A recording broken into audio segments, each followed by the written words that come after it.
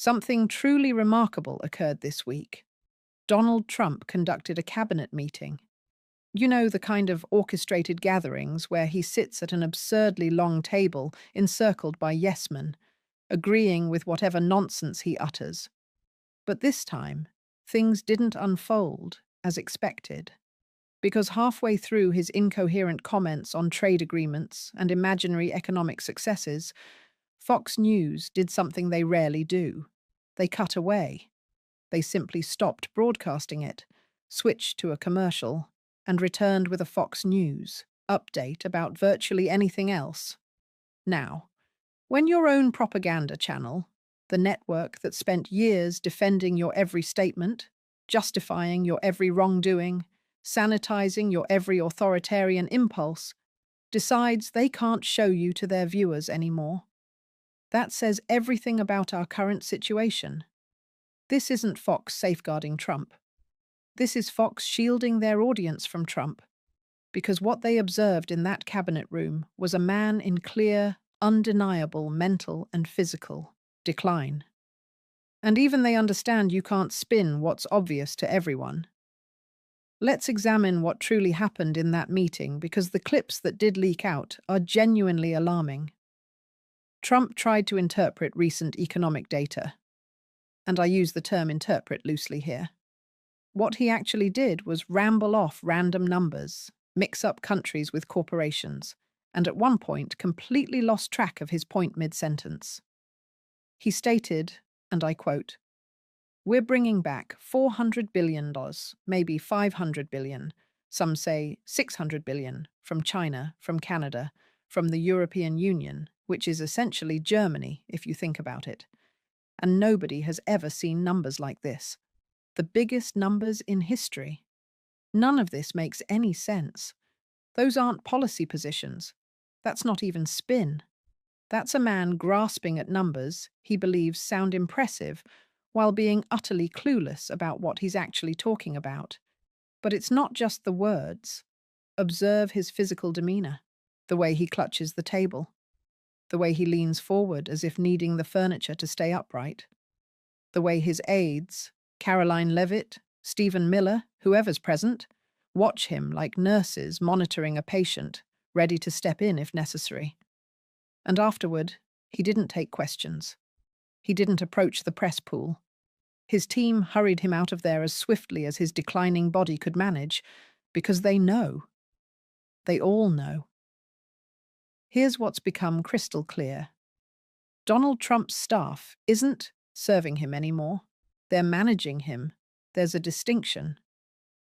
Compare his public exposure now to his initial term. Back then, whether you liked him or not, the man was everywhere. Daily press briefings, hour-long unscripted rants. He'd stand in front of Marine One and just talk. Stream of consciousness, sure, but he was present. Now he scarcely appears. When he does, it's heavily scripted.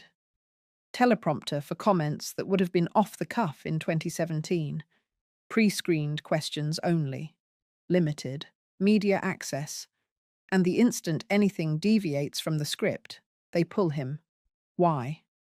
Because the people surrounding him, Stephen Miller, Elon Musk, J.D. Vance, aren't working for Donald Trump's agenda anymore. They're pursuing their own while he deteriorates in real time.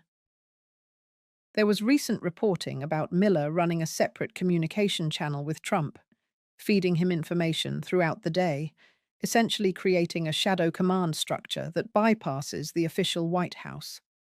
That's not staff loyalty. That's a power grab.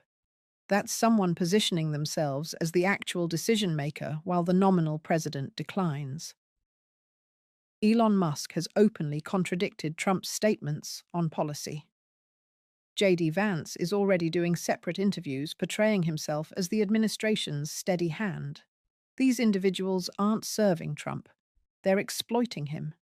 They're enriching themselves, advancing their separate agendas, playing the markets based on insider information, and waiting for the inevitable moment when he's too far gone to stop them. Donald Trump has become a figurehead in his own administration, and everyone around him knows it. But here's where it becomes truly revealing. Here's where Trump's psychological state becomes impossible to ignore. You might have heard about this. Donald Trump is currently holding federal infrastructure funding hostage, specifically funding for the Gateway Project, crucial transportation infrastructure for the Northeast, in exchange for getting his name on Dallas Airport and Penn Station in New York. Read that again. The President of the United States is extorting a sitting senator, Chuck Schumer, to rename public infrastructure after himself. Now, on its face, this is pathetic. It's the behavior of a malignant narcissist who never received enough love as a child. But it's more than that. Because when you examine the pattern of Trump's actions these past few months, a picture emerges. And that picture is of a man in absolute panic about his legacy. He renamed the Kennedy Center to include his own name, the John F. Kennedy and Donald J. Trump Center for the Performing Arts. He couldn't even let JFK have that alone. He's commissioned a massive arch in Washington, D.C., a literal monument to himself that historians have compared to the kind of vanity projects built by Saddam Hussein and Stalin in their final years. He's trying to rename military bases, government buildings, any structure with federal funding attached. Why? Why this sudden obsession with monuments? Because history shows us that when autocrats sense the end, whether it's political, physical, or both, they accelerate their monument building. Saddam Hussein's palace construction went into overdrive in the late 1990s when sanctions isolated him. Stalin's cult of personality intensified as his paranoia and health declined in his final years. It's a pattern. When dictators know their time is limited, they try to cement themselves in stone because they understand something fundamental. They've lost control of their narrative, and Trump knows he's lost control. You can see it in his posts, you can hear it in his recent rhetoric. He started this week, I am not making this up, talking about whether he's going to get into heaven, just posted it out of nowhere. The Snort's fake news keeps reporting that I said, I'm not going to heaven. It was a joke, but they report it seriously because they're nasty people who want to make me look bad. First of all, nobody was reporting that. He brought it up himself. He's the one who can't stop thinking about it. Second, Donald Trump, a man who never spoke about God except to pander to evangelicals, who couldn't name a single Bible verse, who famously said he's never asked God for forgiveness, is now obsessed with divine judgment. That's not politics. That's psychology. That's a man confronting his own mortality and realizing that no amount of propaganda can change what's coming. There are reports from inside Mar-a-Lago that he's been having conversations about his funeral, about how he'll be remembered, about what they'll say about him after he's gone. He's negotiating with history in real time, and he's losing. You want to know the most perfect metaphor for Trump's legacy panic, the Kennedy Center closure. After Trump forced his name onto the building, after he held that grand renaming ceremony, after he stood there grinning like he'd accomplished something meaningful, the Kennedy Center shut down, just closed, indefinitely. Now officially, they cited renovations and restructuring. But let's be honest about what happened. Donald Trump couldn't bear the idea that his name would share space with an actual president's legacy. A president who's remembered for vision, for eloquence, for sacrifice. So rather than let the comparison stand, rather than risk the monument not receiving the adoration he demanded, he just closed it, took his ball, and went home. And here's my prediction. Write it down. Check back. In 10 years, every monument Trump builds right now will become a source of shame. Hotels will scrub the Trump name to avoid boycotts. Some already have. Buildings will be renamed. The arch will be torn down or repurposed. His own children will distance themselves from the brand. Some already are. The monuments he's desperately trying to build aren't going to preserve his legacy. They're going to become tourist attractions for mockery. People will visit Trump's folly the way they visit Confederate monuments, not to honor, but to remember what we overcame. Donald Trump senses this. He knows this, and it's eating him alive. But here's the thing. This isn't just about one old man's vanity, this monument obsession, this legacy panic. It's connected to something much darker. It's connected to what his administration is trying to hide because at the exact same time, Trump is trying to build monuments to himself. His administration is systematically erasing other people's history, specifically Black history. It started immediately, day one of this administration. The DEI rollbacks, the Smithsonian purges, the curriculum changes, forcing schools to remove discussions of slavery, Jim Crow, the civil rights movement from American history classes. Remember the Enola Gay incident? They ran a Control F search for the word gay in federal museum archives and just started deleting things. Removed an entire exhibit about the plane that dropped the atomic bomb because the word gay appeared in its name. That's the level of incompetence we're dealing with. But it's incompetence in service of a very specific goal, historical erasure. Now, a lot of people rightfully said, of course, Trump wants to erase Black history. He's a racist. His administration is filled with white supremacists. They don't want those stories told. That's true. But it's not the whole truth, because the reason they're erasing Black history isn't just bigotry, it's strategy. Fascism requires historical amnesia. Authoritarianism cannot function if people remember how it works, what it looks like, who it targets, and how it's been resisted before. There was a podcast conversation recently between Andrew Schultz and Charlemagne, the god that perfectly captured this dynamic. Schultz, who, let's remember, defended Trump, made excuses for Trump, told people they were overreacting about Trump, was now expressing shock at what he's seeing. "I never thought I'd see this in America," he said. People being shot in the streets by federal agents, families being torn apart, thugs with badges just hunting people down for no reason.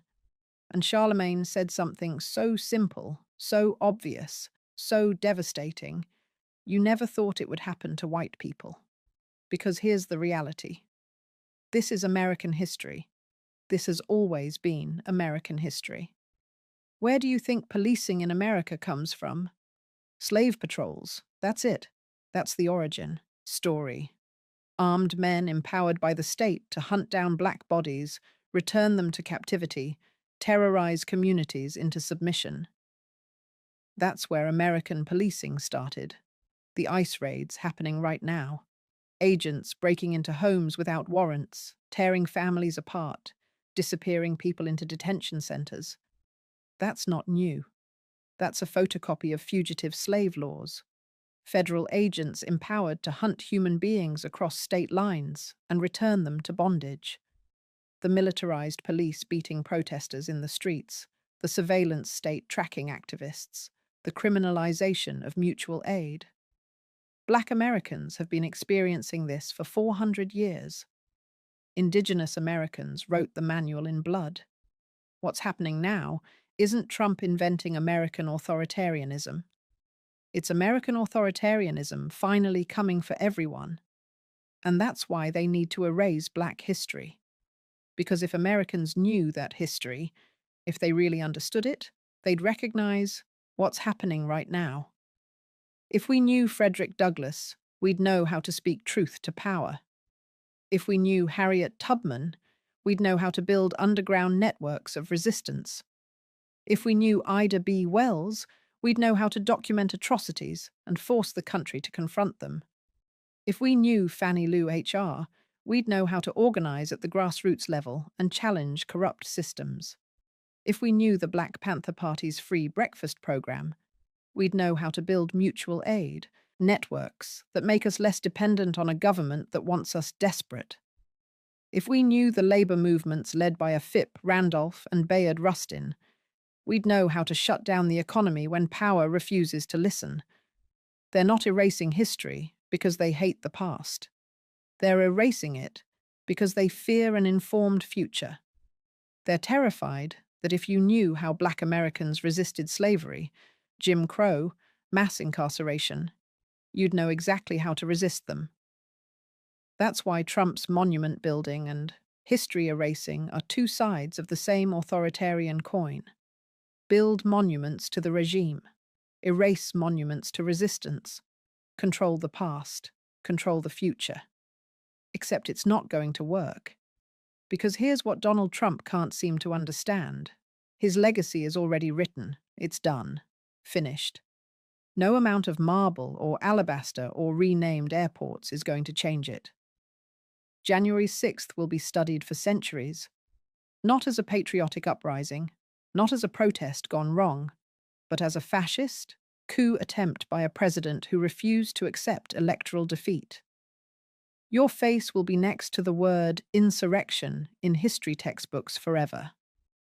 Your COVID response telling people to inject bleach, holding superspreader rallies while hundreds of thousands died, dismantling pandemic preparedness because Obama built it. That's your legacy, your family separation policy. Children in cages, toddlers representing themselves in immigration court. Thousands of families permanently destroyed. That's your legacy.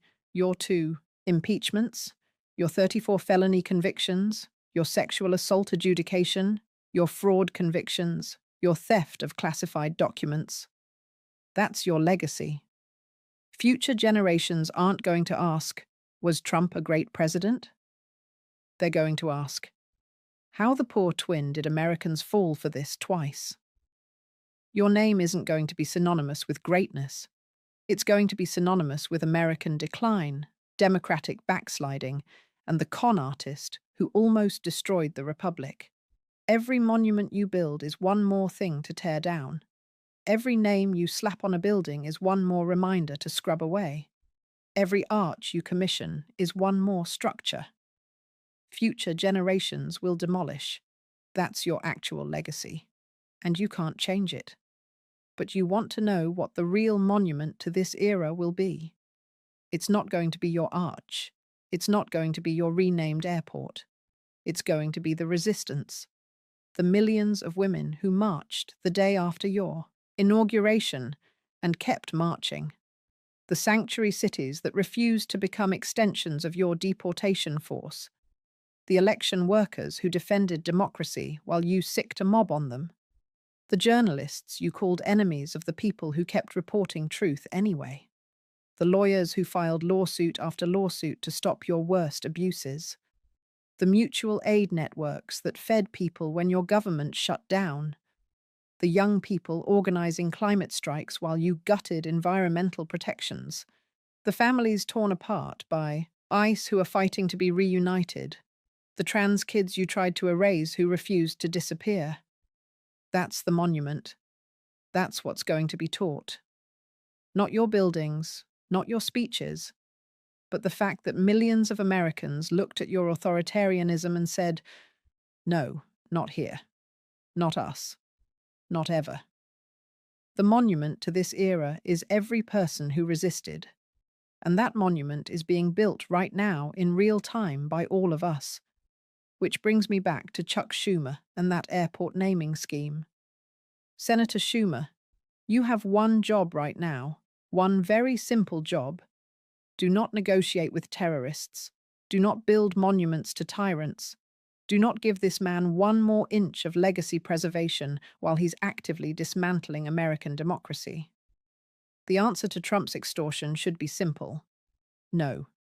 Build the Gateway Project because it's critical infrastructure, and you can name it after the workers who built it, not the wannabe dictator who held it hostage. This is a test not just for Schumer, for every Democrat who claims to be resisting. Are you actually going to resist? Or are you going to compromise with fascism because it's easier?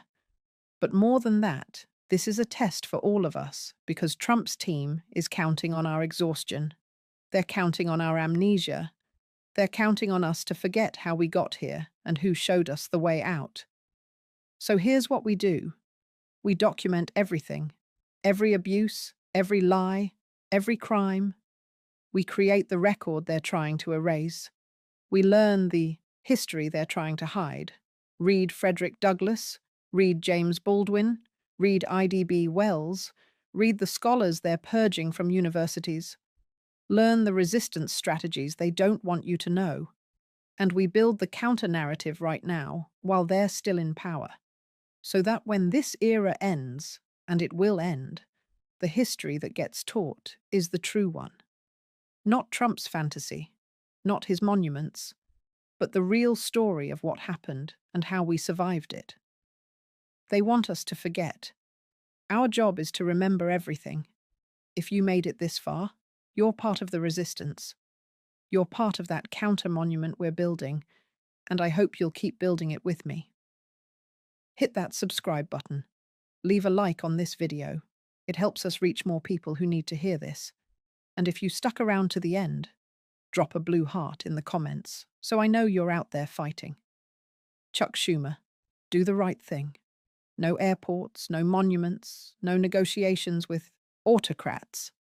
And to everyone else, keep fighting, keep documenting, keep learning the history they're trying to erase. They're counting on your silence. Don't give it to them.